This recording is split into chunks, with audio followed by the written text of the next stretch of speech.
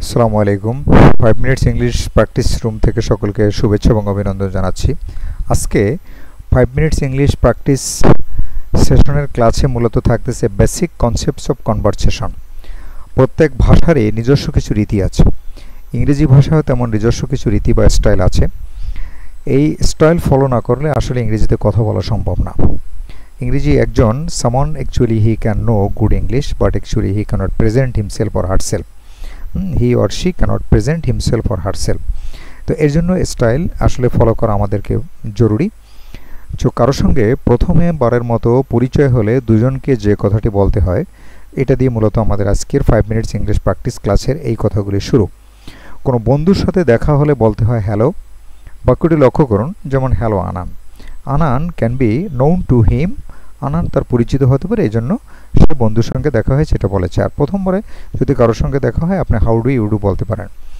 এখানে আরেকটি কথা খুবই গুরুত্বপূর্ণ, সকাল 6টা থেকে দুপুর 12টা, দুপুর 12টা থেকে বিকেল 6টা, আবার বিকেল 6টা থেকে সন্ধ্যার পর, এই টাইমগুলোকে আমরা সাধারণত ব্যবহার করি। কীভাবে আমরা জানি এটা, তারপরে একটু ভালোভাবে রাউন্ড দ্য ক্লক 12, যদি একদম রাউন্ড দ্য ক্লক হয় তাহলে কিন্তু 12টা পর্যন্ত আপনি গুড মর্নিং ইউজ করতে পারেন।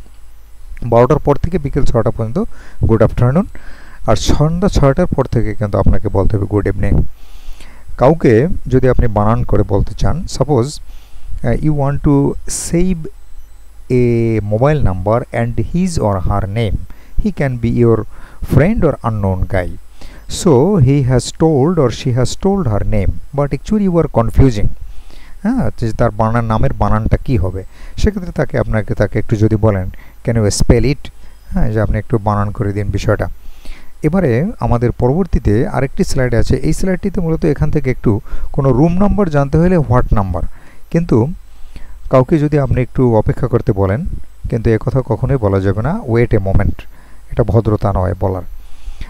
আর কারোর সাথে কথা বলে যদি আপনার বুঝতে সমস্যা হয়, তাহলে সেক্ষেত্রে আপনি ব্যবহার করতে পারেন এই কথাটি, যে আই সি বললে the man or the person who is talking or who is presenting, he can be teacher, he can be teacher in the classroom, so or any other place, যে কোনো জায়গায় আপনি যদি তার কথাটা না বোঝেন formally or informally, if you say I see, তখন সে বুঝতে পারবে আসলে আপনি বুঝতে পারেন না।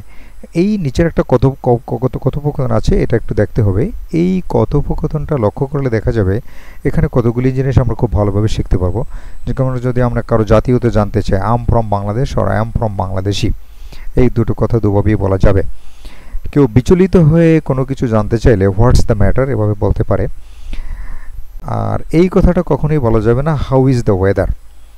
এই স্লাইডটিতে আমরা দেখব কোনো বিষয় তুমি ভুলে গিয়েছো সেটা বোঝাতে বলবে I am afraid, I have no memory of that. এটা একটু ফর্মাল ল্যাঙ্গুয়েজ, এভাবে বললে কিন্তু যাকে আমি বলবো সে কিন্তু মাইন্ড করবে না। তাতে অসন্তোষ বা আক্রোশ প্রকাশ করতে চাইলে বলতে হয় how irritating, what a nuisance. এতে কেউ বুঝবে হোয়াট আ নুইসেন্স বললে কিন্তু একদম ইনফর্মাল না, সে বুঝতে পারবে যে আসলে সে একটু অসন্তোষ বা ক্ষোভ বা রাগ প্রকাশ করেছে। এটা কিন্তু আমরা প্রায় সময় বলে থাকি, হোয়াট আ নুইসেন্স। এভাবে বললে সুবিধা হয়। কেউ সাহায্যের প্রস্তাব দিলে তুমি যদি সেটা গ্রহণ করতে চাও, if you want to take the offer আর if anyone wants to help you, তাহলে সেক্ষেত্রে আপনি কি জবাব দিবেন? That's very kind of you, thank you very much. Actually এই স্লাইডগুলিতে আমরা কিন্তু পারতাম, we could conduct the full session, full 5 minutes in English. তাহলে হয়তো কি আপনারা যারা ইংরেজি শিখতে চান তারা আসলে তাদের জন্য একটু বুঝতে সমস্যা হতো। এই কারণে আমরা এই ক্লাসগুলি বাংলায় চালিয়ে যাওয়ার কারণে সুবিধাটা হচ্ছে এই, যে এখানে যারা আছে সবাই মোটামুটি বুঝতে পারবে যে আসলে এই ক্লাসগুলিতে কিভাবে তারা কিছুটা ইংরেজি শিখতে পারবে। এবারে প্রতিদিনের মতো আমাদের এভরিডে ভোকাবুলারি আছে। আজকে আমরা কিছু পেশা সম্পর্কে জানবো। অ্যাডভোকেট, উকিল, এই যে বুচার, কষাই যারা গোশত মাংস বিক্রি করে, হ্যাঁ, যারা জবেহ করে, ব্ল্যাক স্মিথ, কামার, তারপর টিলার, ফার্মার, চাষি, কৃষকের আরেকটা ইংরেজি কিন্তু টিলার। আচ্ছা, তারপরে স্টেশনার, মনোহরি বিক্রেতা, সুইপার, ঝাড়ুদার, পেন্টার, চিত্রকর, ওয়েবার, তাঁতি। তাহলে আজকে কিন্তু আপনারা অনেকগুলি শব্দ শিখে ফেলেন এখানে। এই শব্দগুলি যদি দ্বিতীয়বার আপনাদের জন্য কারো ভুল না হয়। So thank you very much.